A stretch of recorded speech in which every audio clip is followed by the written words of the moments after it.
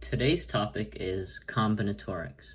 So in this problem it says, how many possible ways are there to rearrange the letters of the word lotus? And an example of a rearrangement of these letters is OUSTL.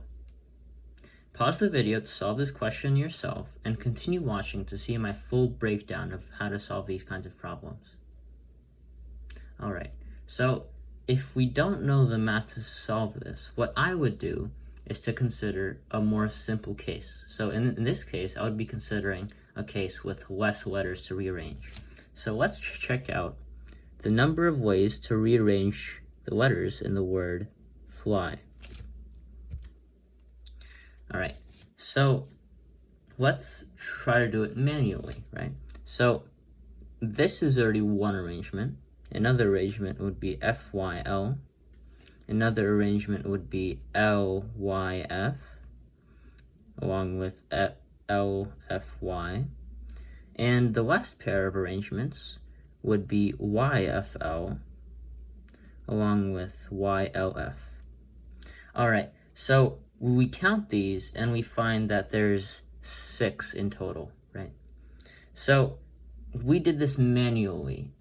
Doing the same process for lotus would take a long time, and we don't want to do that because mathematicians are actually lazy and we always want to take a shortcut to find the answer. So let's think about this in a different way. So since we have 3 letters, we will draw 3 placeholders for those letters, right? All right, so our logic for this question would be, how many choices do we have to insert a first letter into this placeholder, right? So since we have 3 original letters, we would have 3 choices, right? That's pretty intuitive, right? So now that we used 1 letter, we would have 2 remaining. So we would have 2 choices for the second placeholder. And since we used 2 letters in these 2 placeholders, we would only have 1 choice remaining in the last one. All right, so now what we do is we multiply each number in each placeholder. So this turns into 3 times 2 times 1, which is equal to 6. So this is the same answer that we got here. Notice that? All right, so now I will explain to you something called a factorial. This is, well, it isn't taught in the normal school curriculum, but it is a useful piece of information to know to impress your friends, you know? So a factorial, what it does is it takes a number and it multiplies all of the integers preceding it by that number. So in this case, 3 factorial would go 3, right, that's the original number, times 2, because that's one of the integers preceding it, times 1. And each factorial stops at multiplying by 1. So let's give you another example of this. 7 factorial would be 7 times 6 times 5 times 4 times 3 times 2 times 1. All right, so this is how it works with any integer.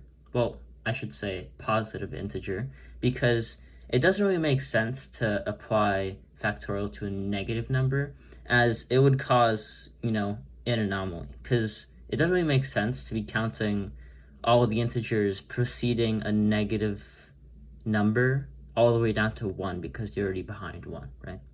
Okay, so now that I've taught you the basics of the factorial function, what we're going to do now is we're going to solve the original question. So now, instead of 3 letters, we have 5 letters. So we would have 5 placeholders.